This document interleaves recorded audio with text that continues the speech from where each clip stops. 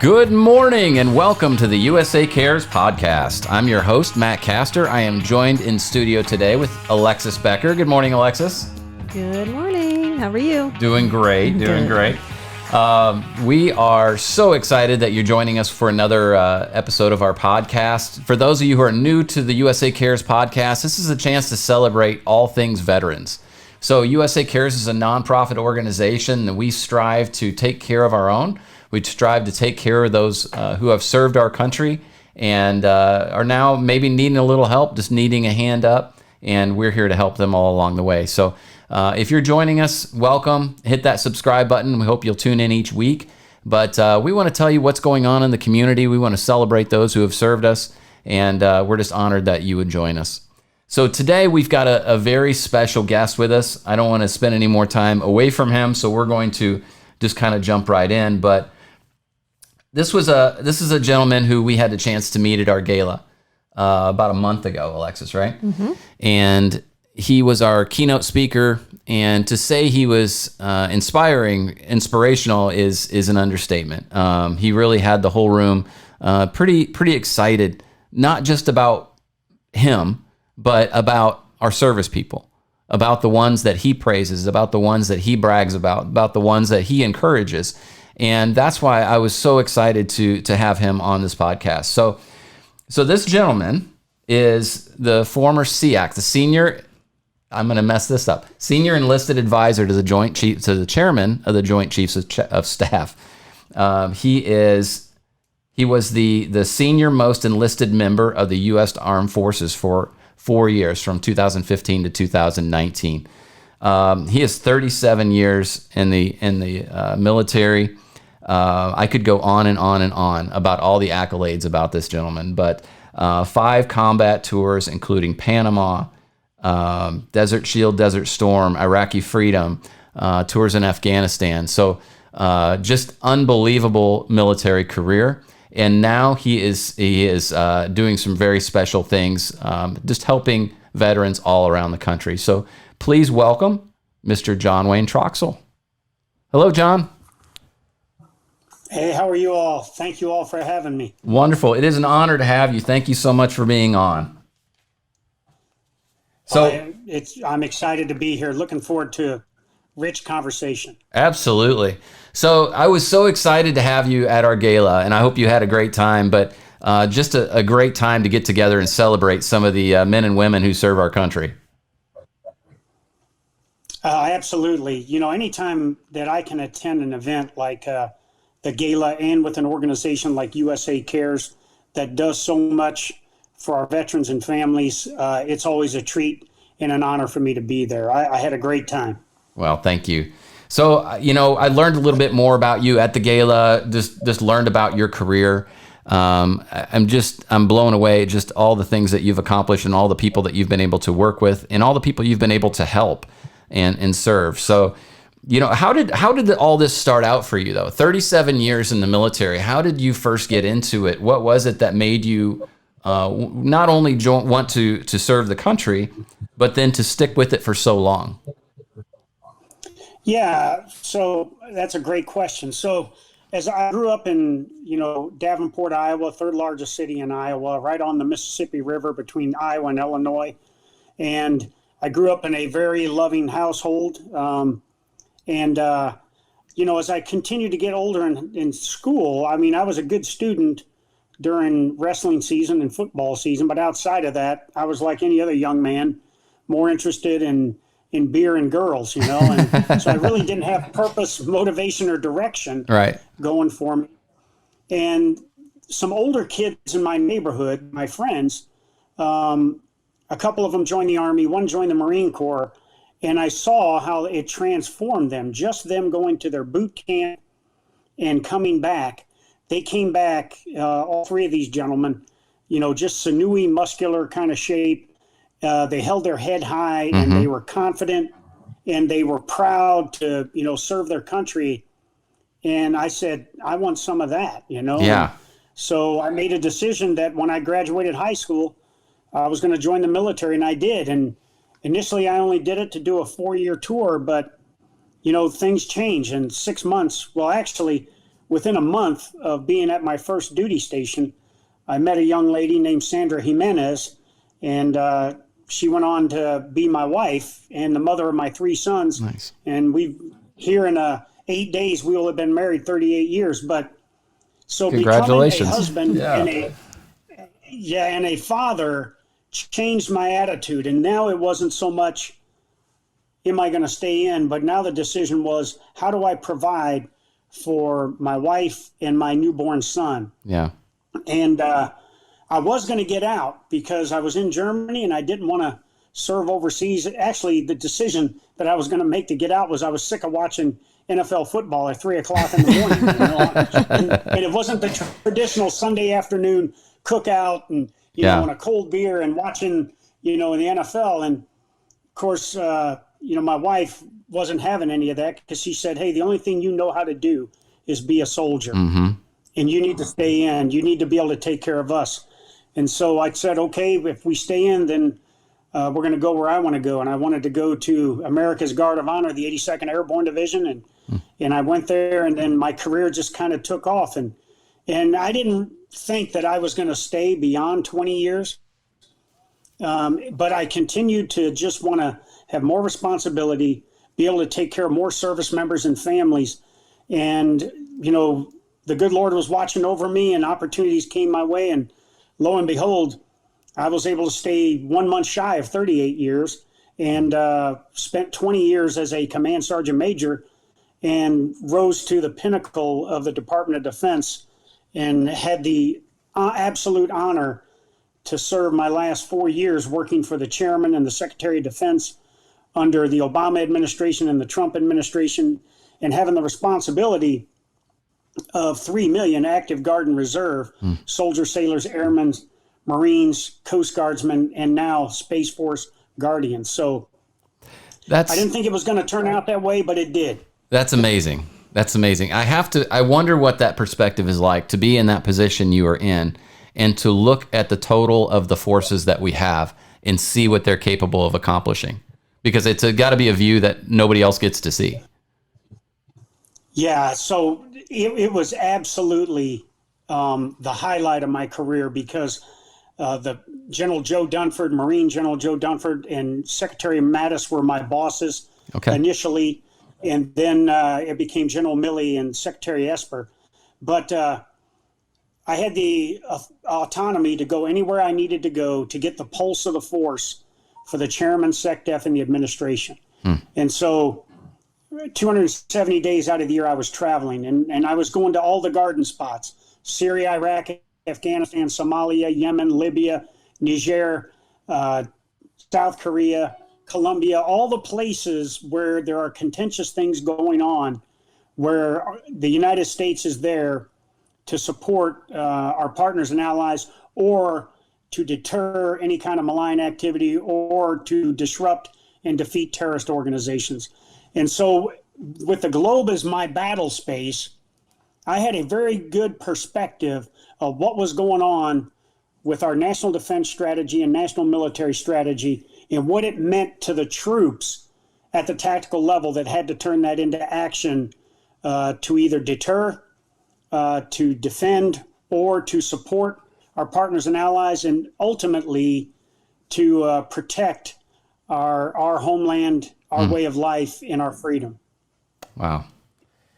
You've been all these places. You had the chance to work with so many different people. Were there any of those places or moments that really stick out to you? The ones that you always go to, that some of the moments you're maybe most proud of? Well, I think there's too many of those to really single out. But I will tell you, one that really sticks out is when we re-entered back into Syria after we had left in 2011.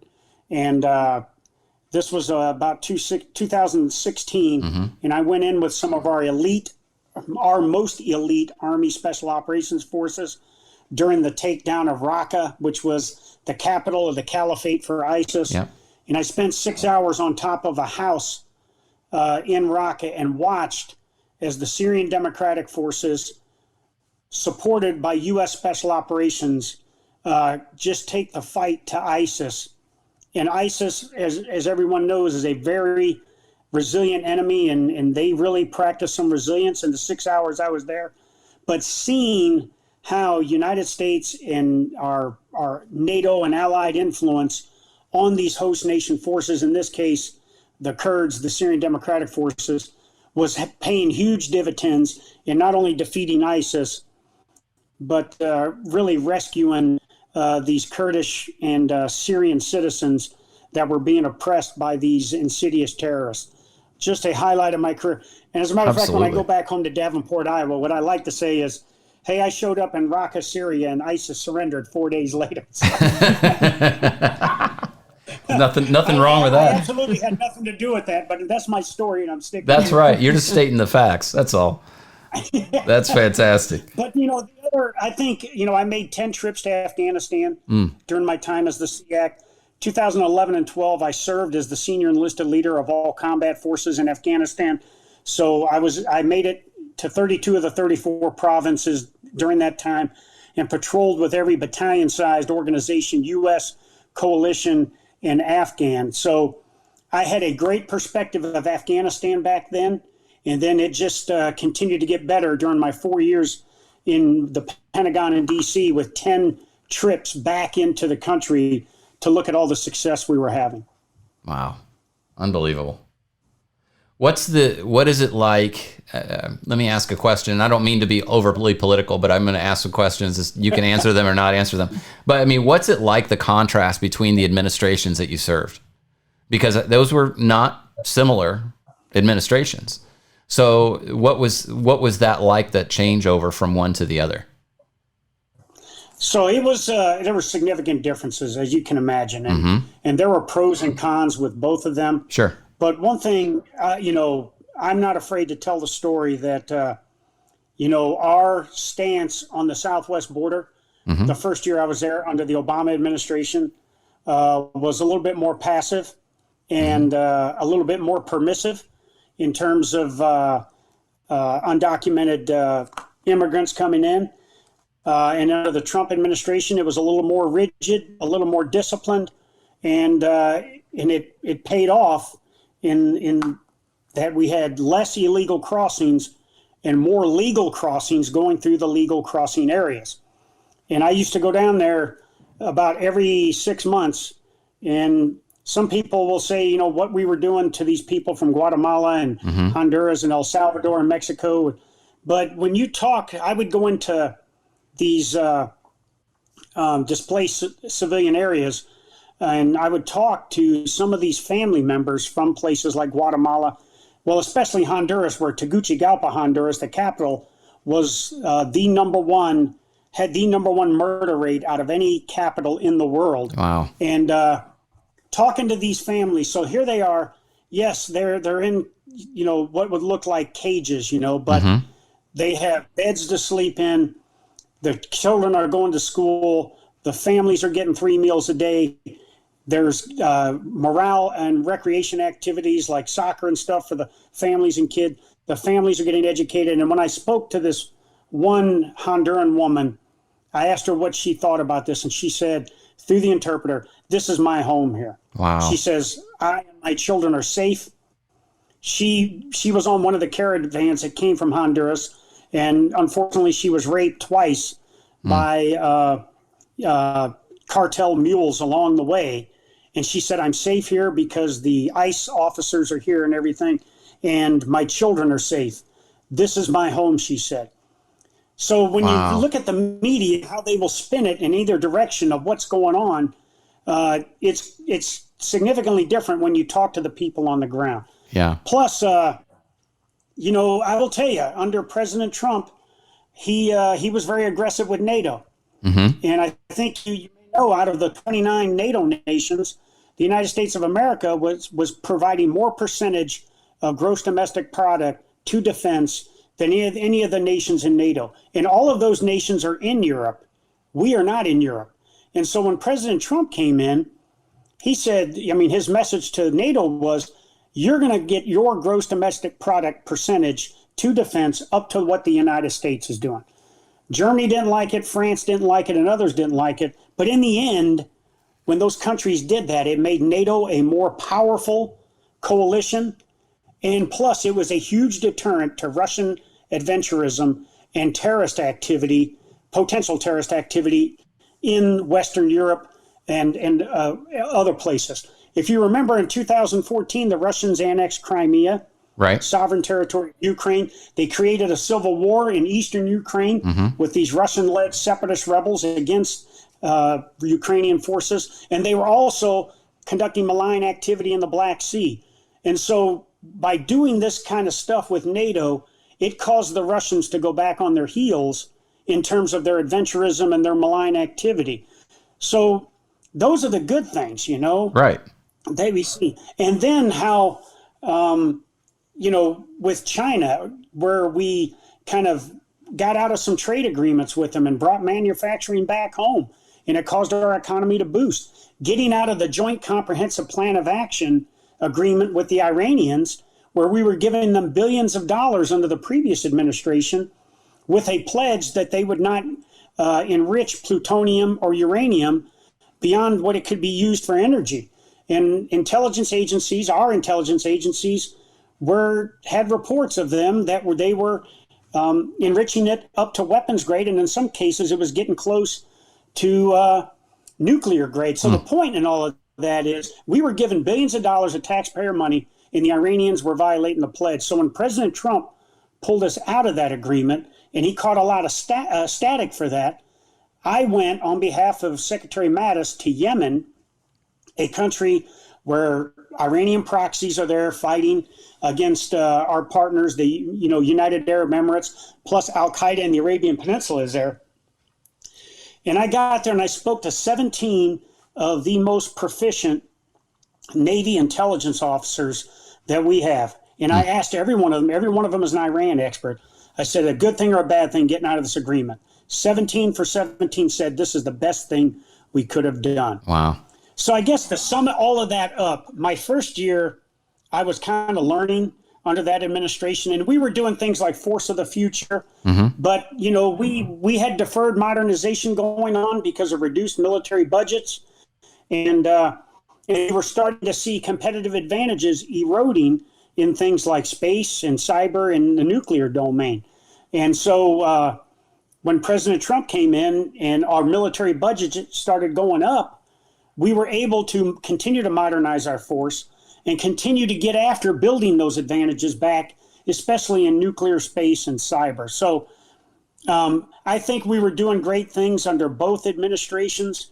But what you don't see under the Trump years was all of the work that he was doing, albeit, don't get me wrong, his approach could have been a little bit more tactful in how he did business. I don't know what you mean. Yeah.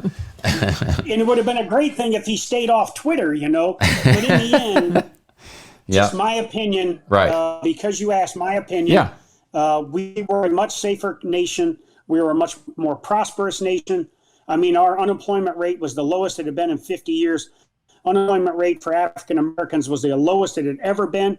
And unemployment for Hispanics was the lowest it had ever been. So the point was, across the elements of national power, with the military and economics and information, we were all doing great things. Yeah. Diplomacy-wise, there's no comparison. President Obama was much more of a good diplomat than President Trump was. But in the end, So they both have their strengths and their weaknesses for sure. But absolutely, it's fascinating to hear though some of the things that we get such a small picture of what's going on from the media, a very small picture, and then you speak to people. I spoke with a father the other day whose son, and I won't go into too much, but has spent a number of tours protecting our border. You know, he's in the Army, and he's down protecting our border from drug traffickers. And that's not something I would associate with our U.S. military having to do, but it's absolutely what they're having to do. So it's interesting to hear these stories that you never hear on TV, that never come out, but they're very, very real. So I appreciate that perspective. You know, so the number one drug killer that comes into the United States, I think we all know, is fentanyl. And it's, the Chinese are one of the number one producers of it. And so President Trump made it a point that, one, we are not going to continue to bolster China making money off of this, but two, we're not going to allow this to continue to come through unmatched in the southern border and end up in the hands of grade school kids and junior high kids. And so that's why that aggressive stance, where at one time we had 3,500 service members on the southwest border to protect our border. Right. And that's what you don't hear a lot, is about the men and women, as you just described, who were doing that kind of yeoman's work down there to keep our nation safe. Right. It's just horrible conditions down there. And you mentioned the people in cages and that sort of thing, and that's all that we see, but we don't see that we don't get to see what their life was like before and how awful it was before. And you're right. I'm glad you mentioned that, because it's so important for to have that perspective and to say, the worst conditions that you and I can think of living in are still better than a lot of these people have ever had. So it's unbelievable. Well, it's a terrible thing to live in fear. And I think when we talk about the hierarchy of needs, the safety and security needs are the number one for a reason.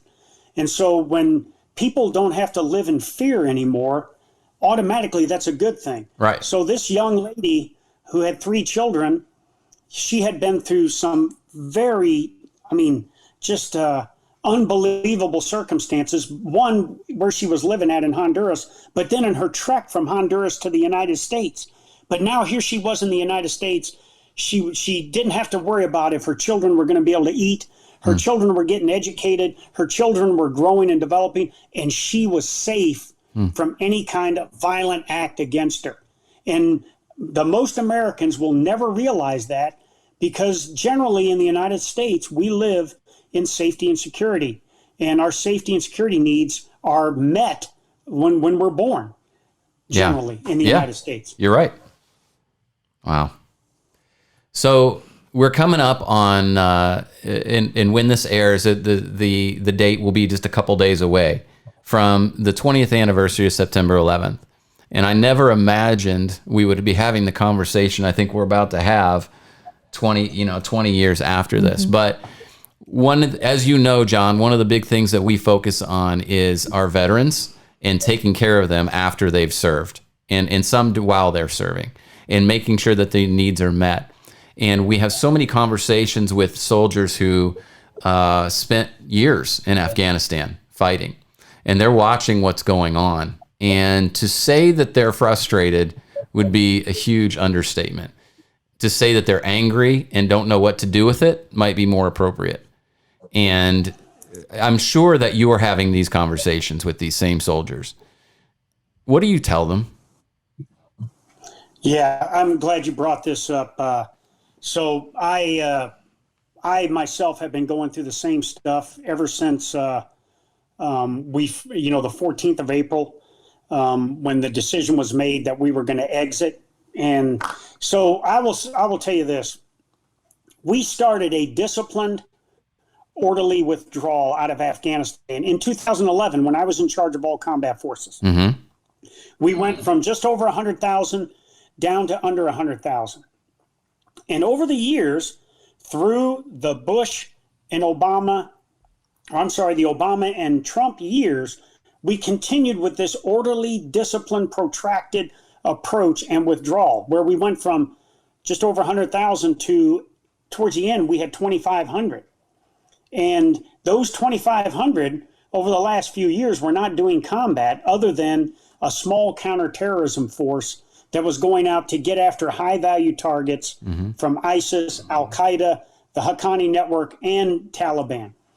And the vast majority of the troops that were there were building partner capacity in the Afghan security forces, training, advising, and assisting. And it was no wonder that since February of last year, 2020, we had not had a casualty there. So we had this disciplined, protracted withdrawal. And through it all, the Afghan government was still in power, although corruption was still a big deal. And in that part of the world, I think we all know it's always going to be a big deal. It's part of life, right? The Afghan security the Afghan security forces controlled every major population center, and were continuing to take the fight to the Taliban. And through the use of U.S. close air support, intelligence and logistics, and advising and assisting, they were continuing to go. When the decision was made on 14 April, which I absolutely disagree with, because for 20 years, we've been telling the Afghans this phrase in Pashtun called Shona ba Shona, meaning shoulder to shoulder. We're going to be here with you, shoulder to shoulder.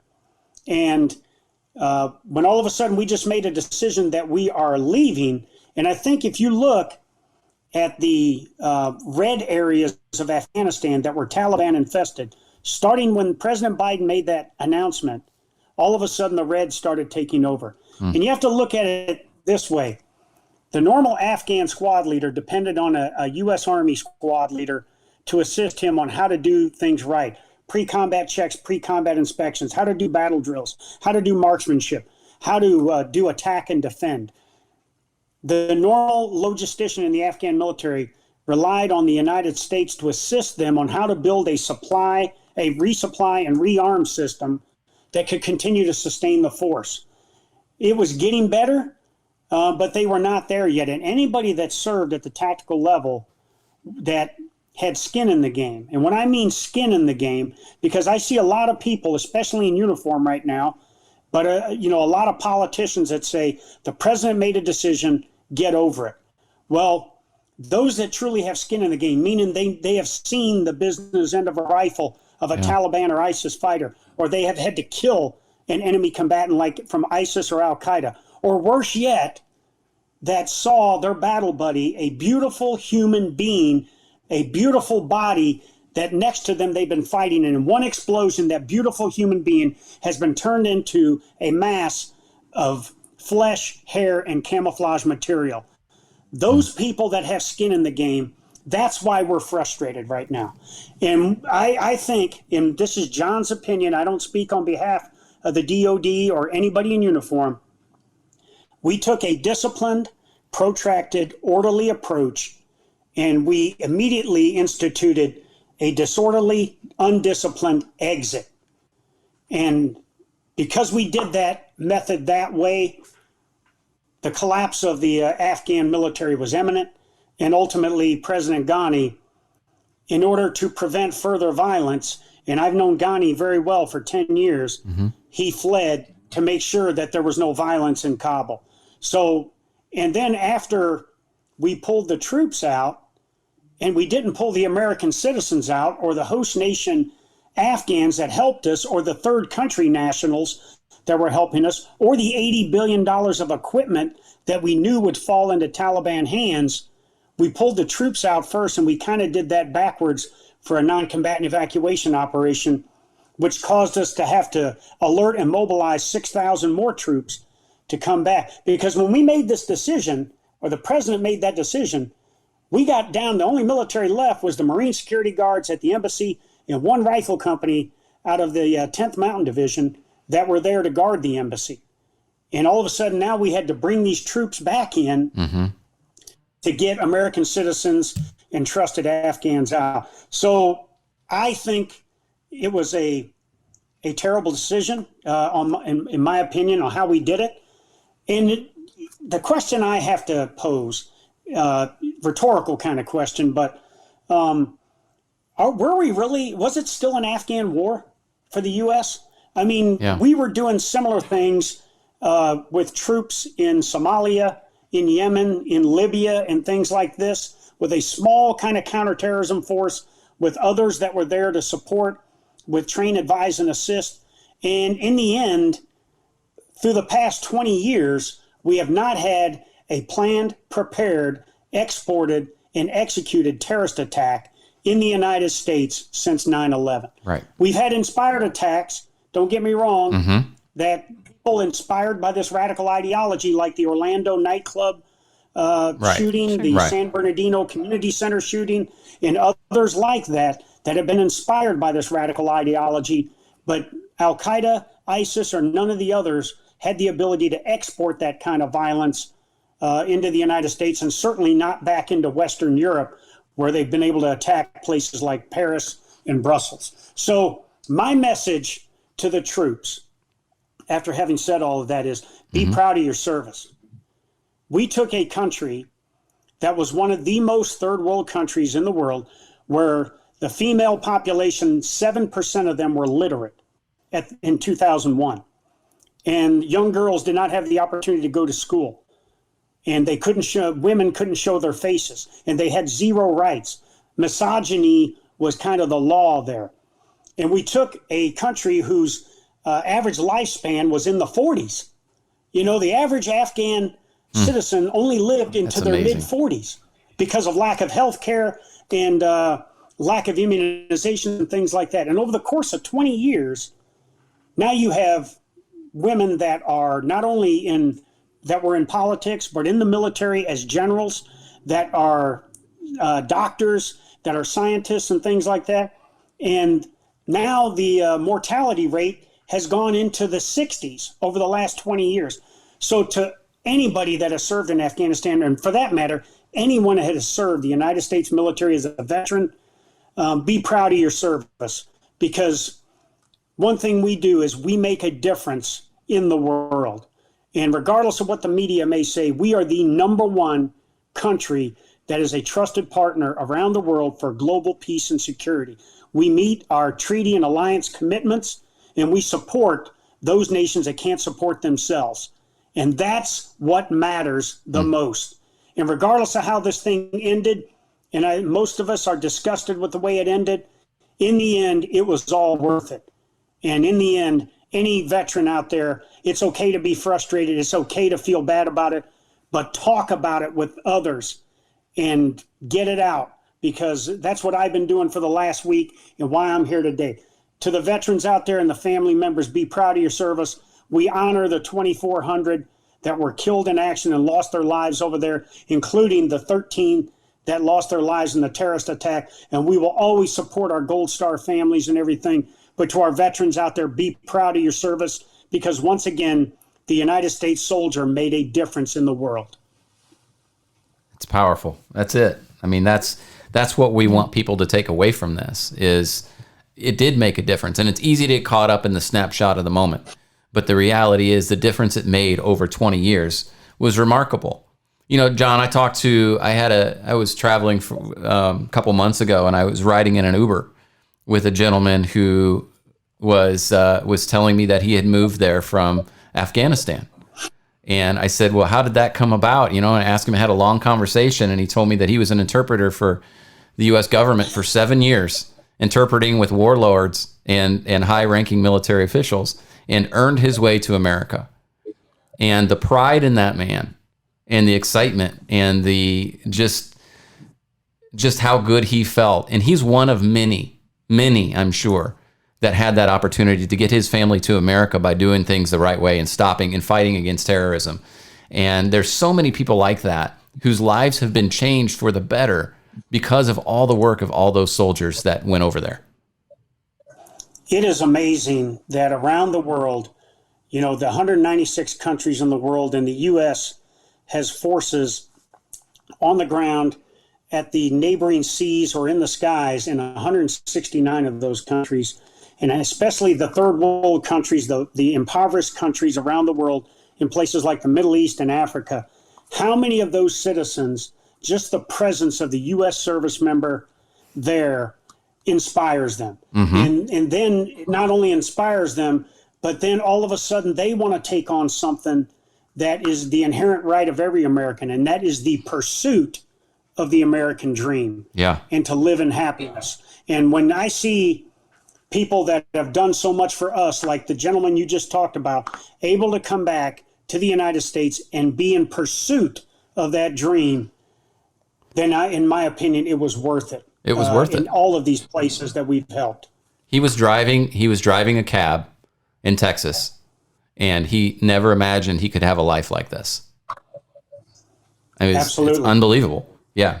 So thanks to everybody who served in Afghanistan, everybody who's put their time, their life on the line, their sweat, their blood into that project, into that mission. Thank you. You know, just know that you're appreciated. No, just because it's over doesn't mean that your service was in vain. Not by any stretch of the imagination. So I appreciate you talking about that. I know it's a sensitive topic right now, but coming up on this important anniversary, I think we need to just honor these people who have put in so much. Absolutely, I agree. So now you are, I've learned more about you and gotten to know you a little bit more, and you've got this thing going on called eTool Nation. For somebody who doesn't know you, and they ask you the question, what is eTool Nation? Would you describe it? So I'll describe it first, then I'll explain it. Okay. So eTool Nation is people that live every day to strive to be the best person they can be, or the best soldier they can be, and is not one that wants to be a 60 percenter, meaning, a person that meets minimal standards or just goes out and does the minimum in life or whatever, but someone that strives for excellence. And in the end, it's a group of people that live by a core set of values that I think are important. And it's, they believe in strong family values. They belong, or they believe in a strong work ethic, and they believe in respect for authority, whether it's law enforcement, first responders, or our military. And ultimately, they're ones that love their country and love everything about their country, to include the diversity that we have, whether it's, the racial diversity, the gender diversity, and the things that, sexual orientation diversity, religious diversity. It's someone that respects people and loves people because they're an American, regardless of who they are and what they are. And this came about when now we talked about my time in the Pentagon and in Washington, D.C. My first year there, as a matter of fact, I'd only been in the job about a month. And there was a deputy subcommittee meeting going on with the deputy subcommittee members of the National Security Council, kind of the 2 and 3 level people in charge of the National Security Council, not the principals, like the Secretary of Defense, right, Secretary of State and folks like that, but kind of their deputies and further downs. And the meeting was about how to impose costs on ISIS below the threshold of combat.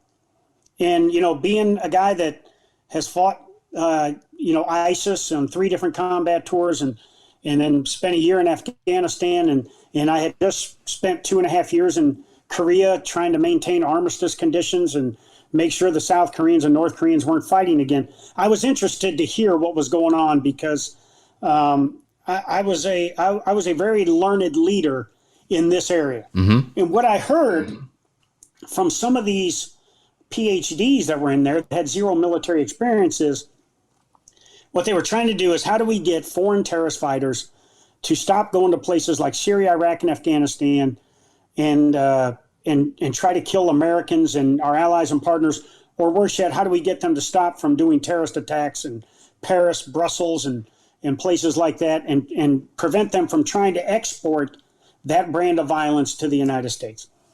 And this one PhD, God bless her, brought up that, we need an ISIS jobs program for these foreign terrorist fighters. Now, a jobs program, something like that might work in a country like Somalia, where it is an impoverished country and young military-age males are attracted to these kind of insidious terrorist organizations because they're trying to feed their family and everything. But generally, the foreign terrorist fighters in Syria and Iraq and Afghanistan come from countries like Germany, Belgium, the United Kingdom, the United States, Canada, Australia, New Zealand, and they're affluent people that have been radicalized by this ideology. So they're not doing it because they need money. They're doing it because they are radicalized. Yeah. And so the more I was in D.C. that first year, I started noticing that the hard work the men and women were doing in the Middle East and other places to fight terrorism was now not first front page news. It was second and third page news, in some cases on the back page of the main section of the New York Times. And I wanted to make sure that, we in Washington, D.C. didn't get perceived as we had forgotten about the troops that were all over the world fighting these terrorists. And I wanted to send a message. Any leader in the military, I think, especially a combat leader, has 2 things that they have to do. They have to inspire their troops, to reach their untapped potential and be the best that they can be. So on any given day, they can fight and win. And two, they have to do a certain level of intimidation on their enemy to try and get them to surrender and not right. so that we have to kill them. So I sent a message to ISIS based off of Secretary Jim Mattis' focus at the time that we weren't going to defeat enemies of the United States. We were going to annihilate enemies.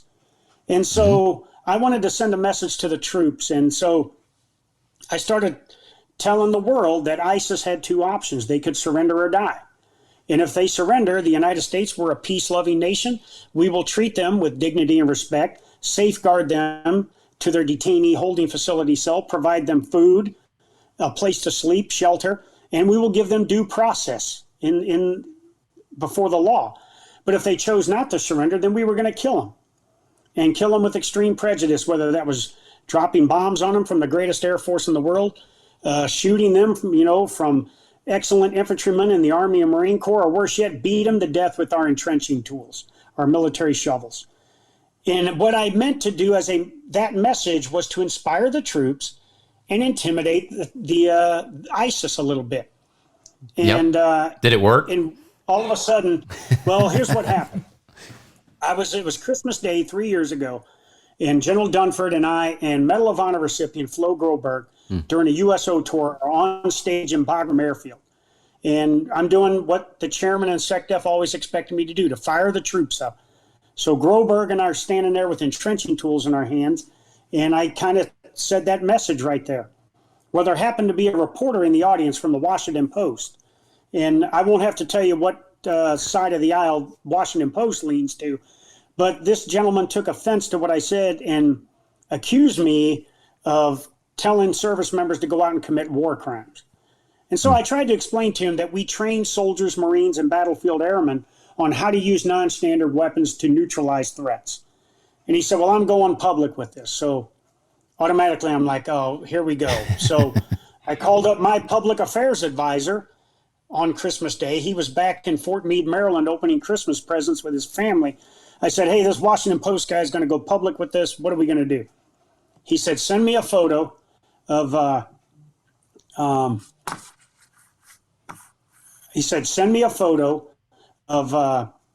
you holding an entrenching tool, and I will take your quote and we will do a social media post on Twitter, Instagram, Facebook, and we'll get it out there and we'll beat them to the punch. And so we did that, and what we didn't realize is it went viral. And every news network picked it up. The Fox 5 did a special on it.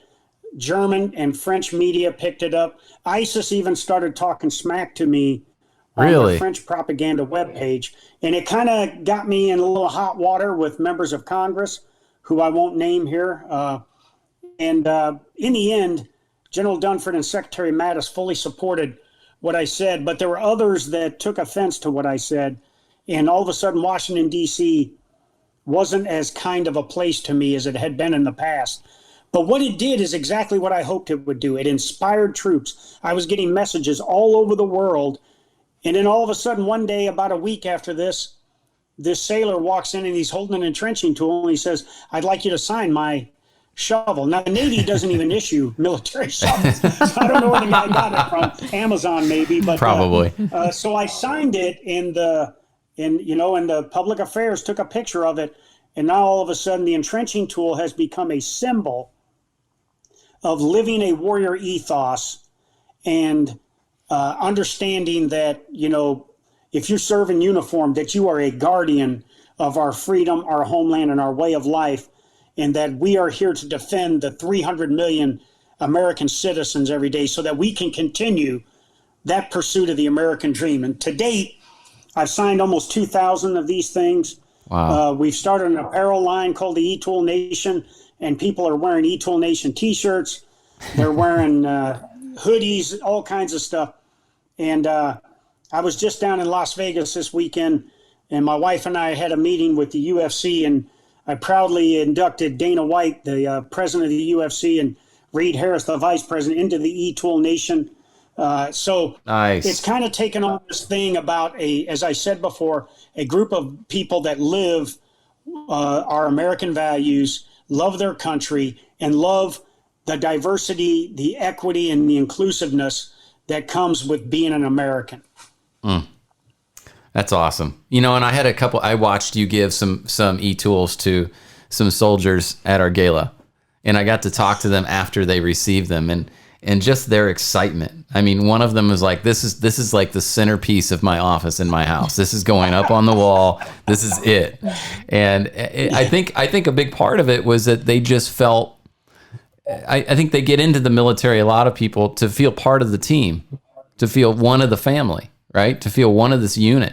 And what you're doing is reminding them of that feeling, and reminding them that we're all on the same team, that we're all supporting each other, that we're all brothers and sisters inside the military. And just their pride and their excitement from that was really, really cool to see. And I think what's important, the most important thing about any service member, regardless of who they are and what they do or what service they're in, we all swear the same oath.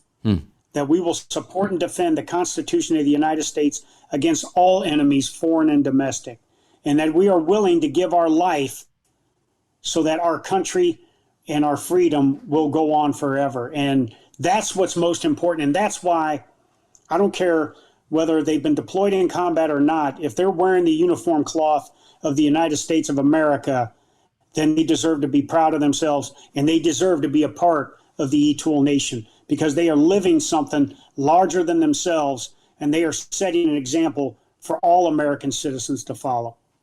Well, if you got ISIS's attention, I'm guessing that you were doing something to annoy them, like you were doing something to have an effect, and you fired up our troops and got to them. Yeah, they talk crap to me on their French propaganda webpage, and so being the great Americans we were, and we love to talk trash, we started talking back to them. And for a while there, I had a few death threats against me, on social media and from others. And so at one time, where I was living at on Fort Myer, there was more security around my house than there was at the chairman's house.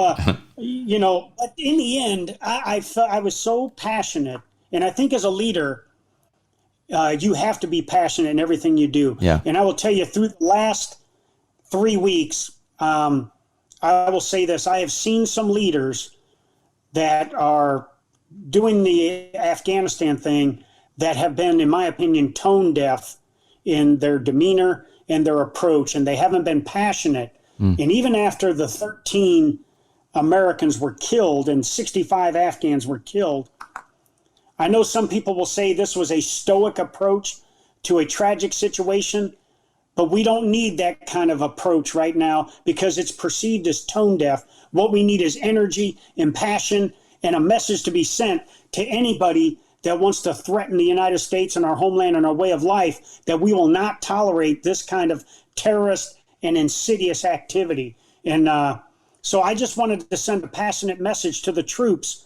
that I knew would resonate with them, because I was in their boots at one time. Yeah. And to this day, that kind of message is still going on. We've got a E-Tool Nation Facebook page.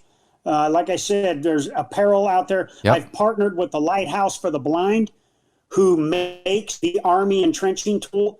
And so I'm getting my entrenching tools from them to give to the troops and everything. So this thing has taken on, kind of something of its own, and now it's a way of life for some people, how to live their lives and to be positive in everything they do. Unbelievable. If somebody wants to learn more about E-Tool Nation, where can they go? What website?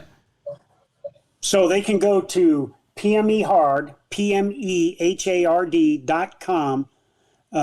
My website, that's my consulting website. PMEHARD is a phrase I used during the surge in Iraq in 2007 when I noticed how insidious the ISIS fighters, the Al-Qaeda fighters were. And it means physically, mentally, and emotionally hard.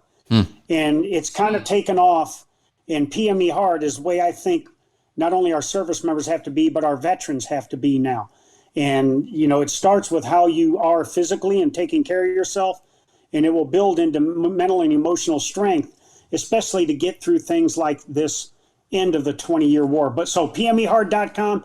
Or they can follow me on Instagram JW Trox.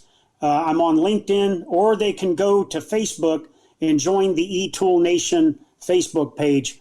And what you'll see is a lot of like-minded people in there that are continuing to be proud of who they are and what they are and how they're getting after business, whether it's in the military or in life, and people that absolutely love their country and love, the basic tenets of what this country is all about, that everybody is treated equally and everybody has an opportunity for the pursuit of the American dream.